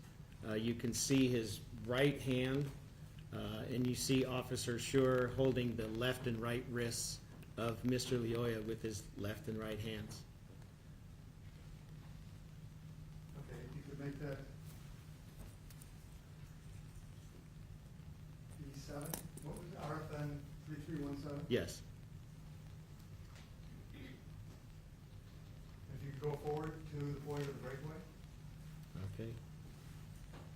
I'll play it and then come back. Okay. More or less right here to 3349 where he's completely free. Okay, and is there any point where you see Officer Schurr be shoved backwards? Yes. So I'll go back to 3317. And then I'm going to single frame advance the images. So if we advance to 3318, we see the right hand of Mr. Leoya come closer to Officer Schurr's body worn camera.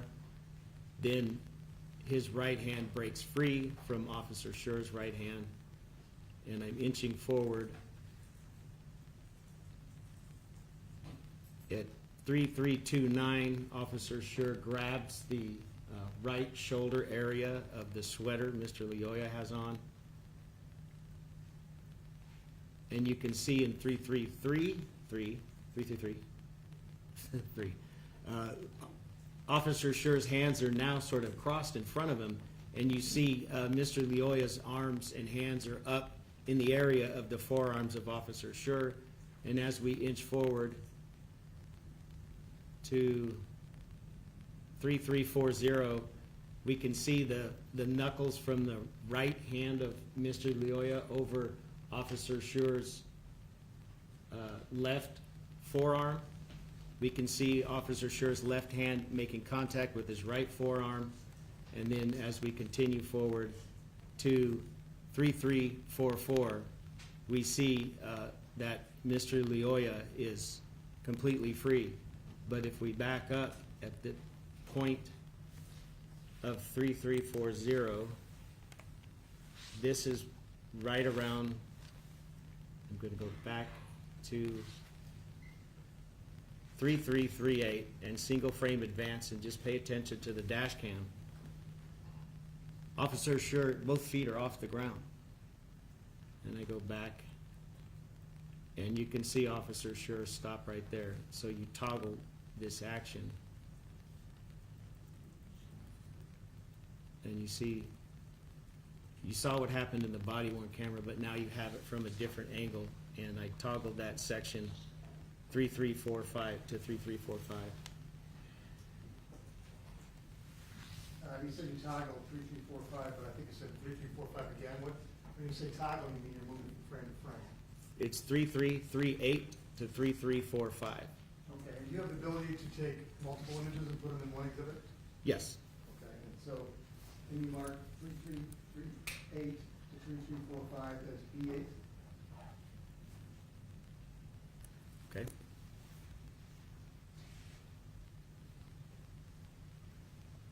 Okay, and at this point, you also have a timer, and it's in the bottom right of the exhibit D, and it keeps time to the second, and then it's 8, 12, 55, and you have .403. Now, we're not used to even the 55. Can you explain to what degree of accuracy the clock is? So the 403 is milliseconds. Because there are 30 frames in a second, when you watch a video and you say, I'm stopping the video at 3 minutes and 55 seconds into the video, the question becomes, well, which one of those 30 images did you stop on? So that's the reason for the numbering, but also for the millisecond. If you wanted to understand timing, you would understand everything right down to the millisecond. Okay, and you were asked to figure out some timing, and you were asked how much time it lasts for the time Mr. Leoya exited his car to this point right here in RFN 3338. Yes, that was approximately 1 minute and 10 seconds. All right, and now we're going to skip forward to past the chase to the point where Mr. Leoya first gets to his feet. Okay.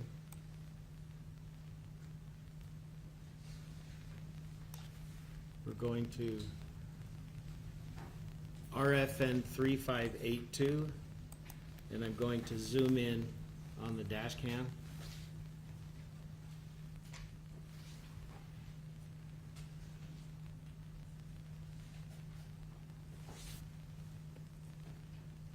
And you can see, if I toggle forward and back, you can see that the legs and feet of Officer Schurr up in the air as he's on the back of Mr. Leoya. And they're both appear to be facing northbound. That direction's north? Going toward, from the back of the car, Mr. Leoya's car, to the front is north. Okay. You actually figured that out? He said somebody was running northbound. Oh, I'm okay. All right. And so I think that toggle forward, or play forward to 3778.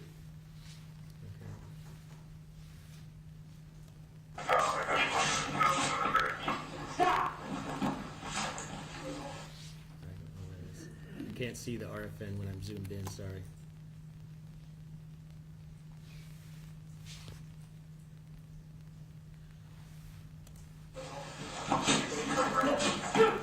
Okay. So there was about, right here, Okay. 3778, and I'll zoom back in on the dash cam video. And you can see Mr. Leoya's up to his feet. Okay, what are you on? 3778.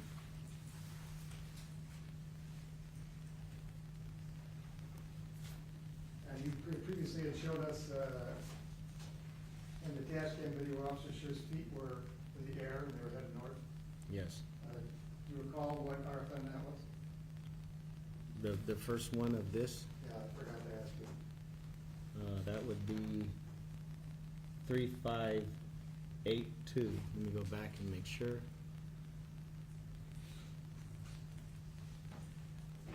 At this point, I'm gonna object, you know what the relevance is, they can play around with the video as much as they want in the jury room, so I mean, I was giving them some leeway, but I don't know what we're doing here. It's not published in the jury, things that the forensic analyst has either blown up, they won't have the ability to blow these up. Certainly the jury's, What's your response to his objection about the relevance of? I'm explaining, the relevance is, we're showing, posted to the jury, blown up and highlighted areas that the expert is specified. And he's explained how he made those exhibits, and I'm making exhibits for the jury's consideration, so they can view the evidence through Mr. McFarland's work.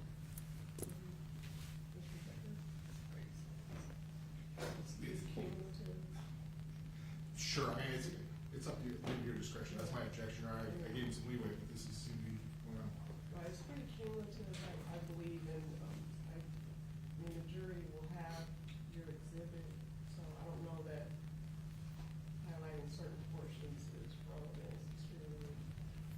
I don't know that the jury is gonna have the ability to blow anything up, Your Honor, or, Or if they want to.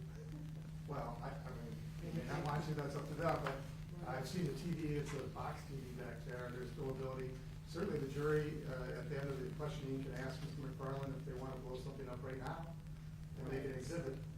So, I mean, what I'll do is I'll sustain the objection. This doesn't seem like a good use of the court's time to go through each frame and blow certain ones up and making them into separate exhibits. Obviously, the jury will have access to the exhibit. They can play it as fast or as slow as they would like. If you're unable to see it in the jury room for any reason, we can certainly come back out and play for them whatever they would like on the record and blow it up. Your Honor, may I just make a record of the ones that we're going to blow up and move them into evidence? And How then, many are there? It sounds like there's. well, there's much less than the thousands that the prosecution has entered into evidence, but Well, I don't recall them doing any thousands of blown up images. they went through and published some of the thousands that they, I think they said it was about 1,000 Thousand what? images. That's their exhibit. He broke down still frames, and then he's been calling them out through the testimony. And so we'd like the opportunity to do the same. I don't recall this happening in prosecution's case in chief, but I do find that, again, this is cumulative, and so I'm gonna sustain the objection. I'm not sure the benefit of this exercise to the jury. I don't know that it's a good use of our time. Your Honor, my client has a right to present a defense. We believe that that includes analyzing the video in front of the jury. We're far away.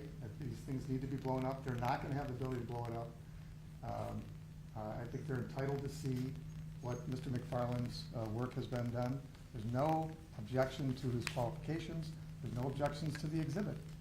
But I would like to make additional exhibits that we believe are important to the defense of my client.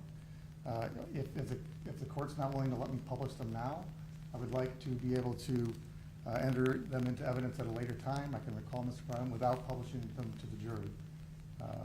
And that would save some time if that's the court's concern. That is my concern, because this seems like it's very time consuming. I have no objection to that, if they wanna create something off-site and we can take a look at it then, that's fine, it just seems like this Would is. you like to blow up certain parts of, because it sounds like you're creating an exhibit as we're sitting here with.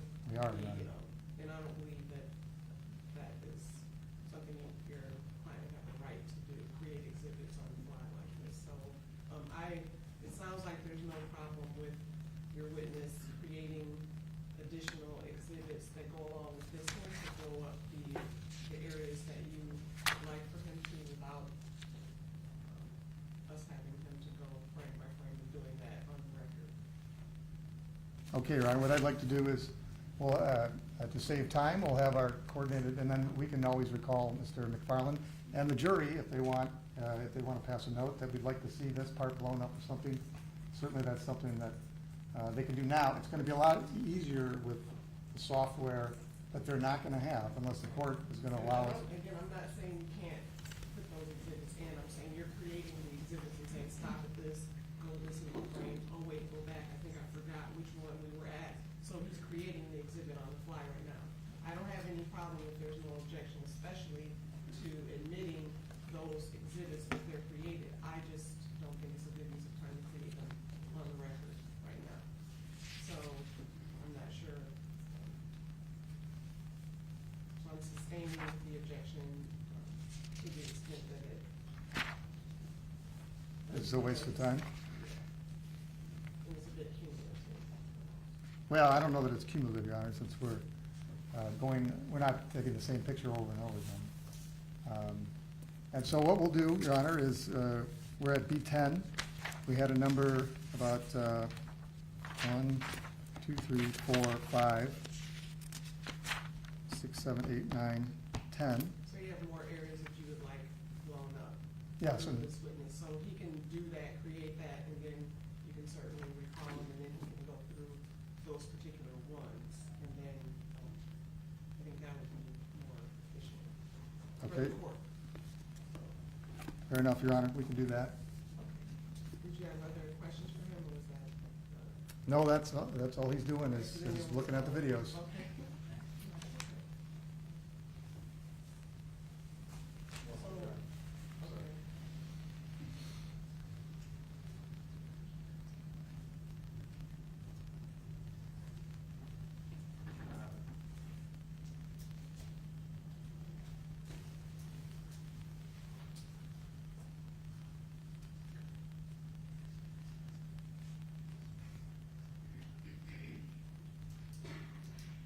Okay, I'm not gonna have you play this one, but the exhibit HH, it's already in evidence.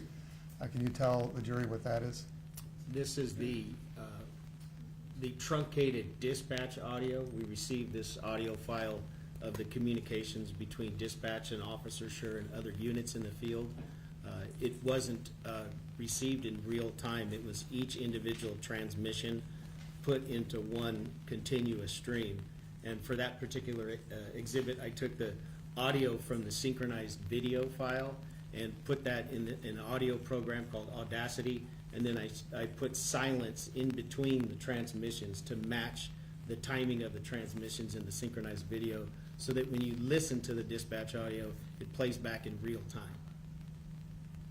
Okay, and we'll publish that at a time, Your Honor.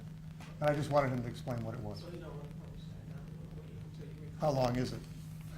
I think it's 4 minutes long. I mean, it's up to you if you want to publish it now, that's fine, since it's already been admitted. Okay, if the court's okay with that, we'll just publish it now. If you could just play HH.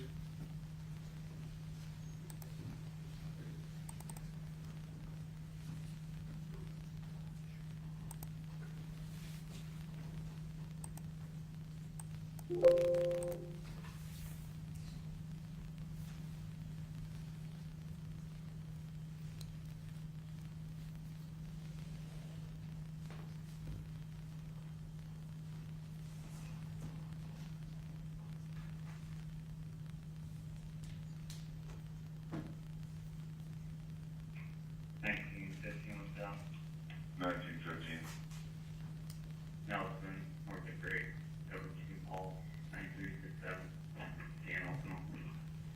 Nelson and Graves.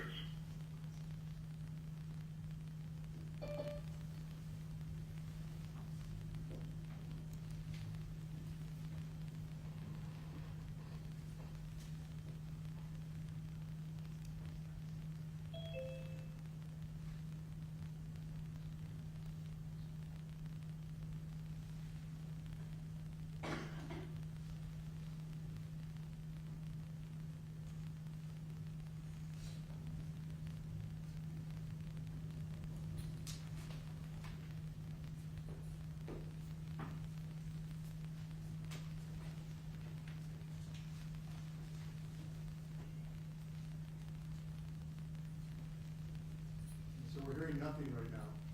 What does that mean? That's the time when Officer Schurr announced the car stop, and the car stop was acknowledged by dispatch. And there's silence because nobody else is providing any transmissions. Okay, so this is only Officer Schurr and dispatch. What's dispatch? Dispatch is the police dispatcher at the police department in the communications division. They're the ones who receive the transmission from the officers. One running northbound, additional units Nelson and Graves.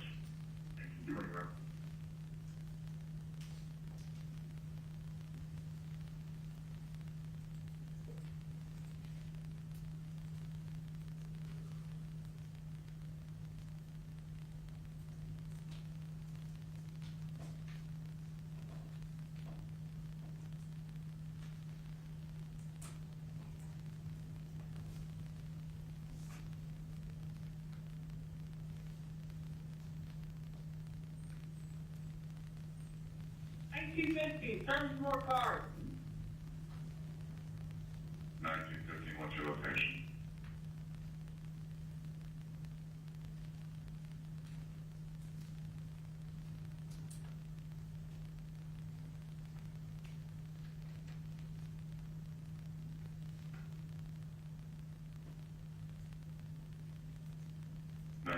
What's your location?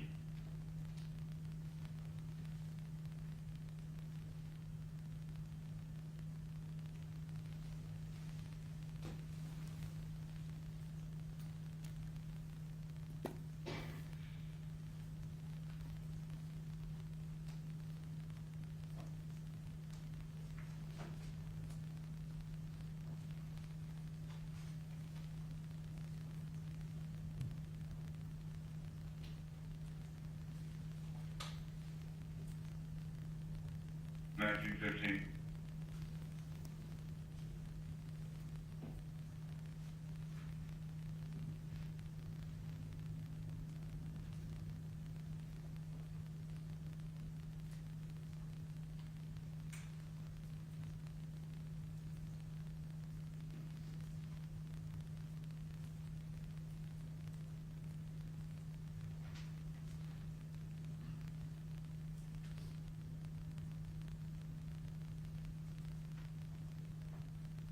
How many cars you got going?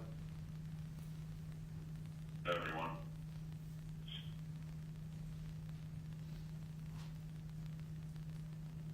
6 in total.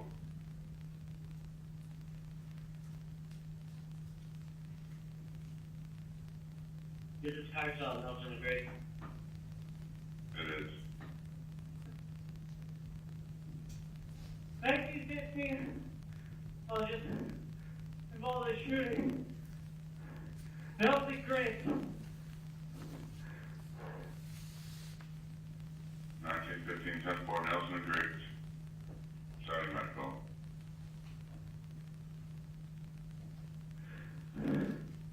Thank you, Vicky. I'm Nelson. North of Grace, I'm 10-4. Suspect down. Looking for so I'll be both on good. Nelson, North Griggs, suspect down. 1920, I've seen. 1510, where's your subject? The access to any weapons and which way you think? 1950, that's my taser.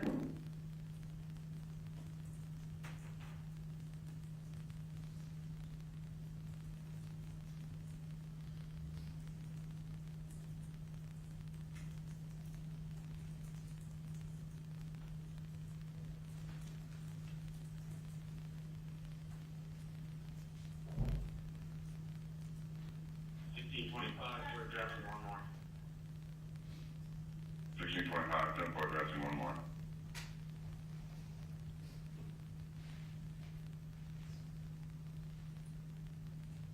Why don't you start a couple ambulances, start in switch. They're on the way, mid one.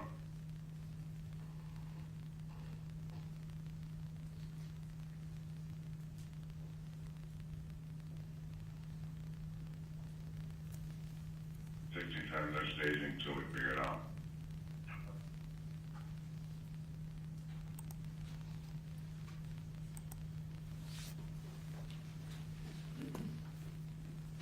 That's the end of Exhibit HH, Your Honor. And so I think the plan is for Mr. McFarland to step down but not be excused. Right. Sir, you may step down at this time, and Mr. Becker, I'll wait and allow you to do cross-examination once they're finished reading those exhibits, and then I believe moving further admission and possibly functioning for the jury, and then I'll let you do the cross unless you want to cross on what's been asked. I have no cross on it right now, so unless, depends on what you present with this exhibit, but at this point in time, I would have no cross. Okay. All right, so then you may step down, Mr. McFarland, and you can call your next witness. No, we need a break. We're not ready to call someone right now, because we probably have another half hour. Oh, okay. Sorry. Okay, so, okay,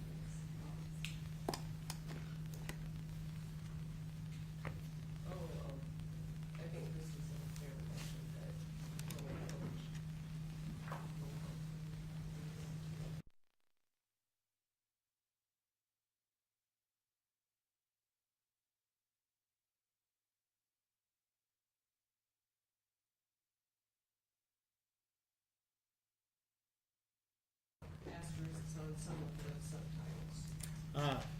Good question. The comments that are, get the keys, Amy, get the keys, there were 3 comments, they had the asterisk next to them. That was there because the audio, when I synchronized the 3 audios together, the body-worn camera kind of distorted some of the sound. When you listen to those comments, they're more clear on the cell phone video all by itself. So the asterisk was there just to point out that you can hear them, but if you want to hear them better, look at the cell phone video and listen to that audio.